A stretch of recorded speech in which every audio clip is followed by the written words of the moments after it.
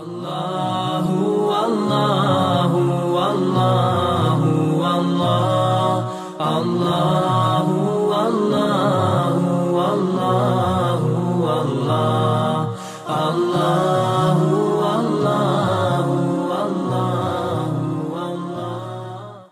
Husband and wife, many a times, the devil tries to bring them apart, rip them to pieces for nothing, for no reason.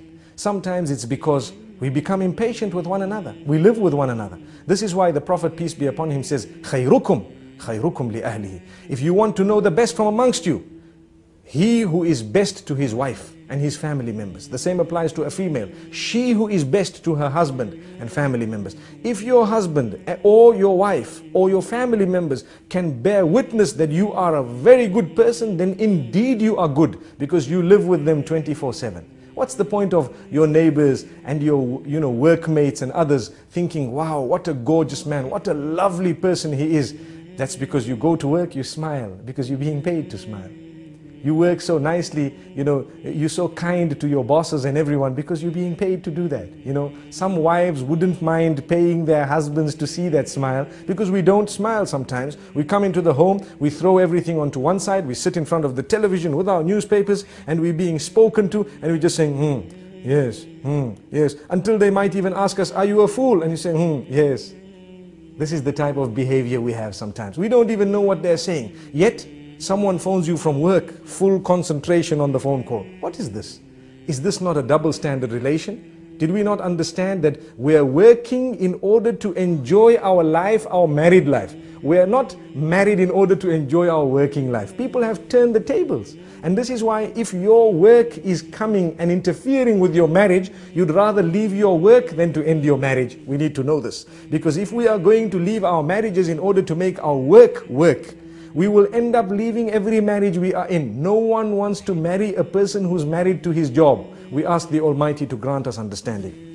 The point I'm raising is, some people prioritize wrongly, and they end up giving priority to that which is not supposed to be right at the top, over and above the things which are supposed to be right at the top. And for this reason, children are neglected, wives are neglected, sometimes husbands are neglected. The way we speak to them is far worse than the way we speak to others. Sometimes, as I said, at work, we can speak so calm, so kind to everyone, but come home, and suddenly we have such a face. Everybody's helter-skelter. Everybody's running around. No one wants to sit with us. We don't sit with anyone. When we're on the table, we have, a frown, and we look at everyone as the most harsh of people. And yet at work, even the girl who brought the tea to us, thank you very much. Oh, it was so sweet of you. Couldn't you say that to your own wife? Thank you very much. It was so sweet of you. Sometimes we have these examples can go on and on. But the point being raised is we need to make an effort to try and build the relation. Relations are built. They don't just happen. They are built. And it's like a little plant. You have the seed. The more you water it, the better it will grow. Sometimes you add a little bit of fertilizer and you find it will grow better. The fruit from it will become or will be of a far more superior quality. So you need to know, in the same way you're ready to put fertilizer there, sometimes a little rose can do a lot of positive, within the home. And yet we haven't ever done that. There are people sometimes who will buy chocolates and gifts for others who are not even related to them. And yet for their own family members, they've never even bought a single rose, nor have they bought a little gift, nor have they had a surprise for them. Why? This is when you have the relation breaking, especially today, in the age of television, in the age of the internet, where people are watching others live, sometimes even on the box, and they see how, happy others might be. They tend wrongly to compare. It is wrong to compare. It is in fact almost detrimental to compare your marriage to those who might appear to you to be happier than you. But people are doing it. And when they do this, at least we need to know, let us try our best to develop such a solid relation that they can discuss things with us openly, in a respectful manner. Look, this is where you're making a mistake. This is where I think you need correction. And don't feel bad about it. Take it. Some men think that we don't want to be corrected, and the same applies to some females. And this is husband and wife. We are supposed to be the closest, and yet we can't even communicate.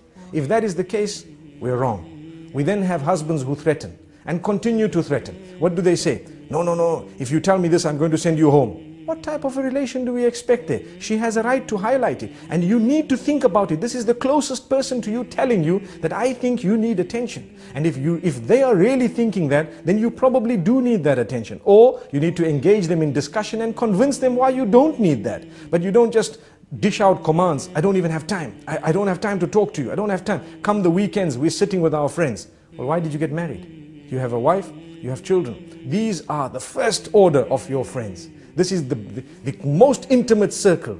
If you are not prepared to spend time with them, then how do you expect the marriage to work?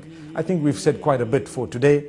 And this is all food for thought. Obviously, whatever we've said applies to me firstly and then everyone else. And the idea is to conscientize one and all about this beautiful relation between husband and wife. This is only a tip of the iceberg. May we have another opportunity sometime to go a little bit further. Until then, Assalamu alaikum wa rahmatullahi wa barakatuh. لا شريك لك لبيك إن الحمد والنعمة لك والملك لا شريك لك لبيك لبيك اللهم لبيك لبيك لا شريك لك لبيك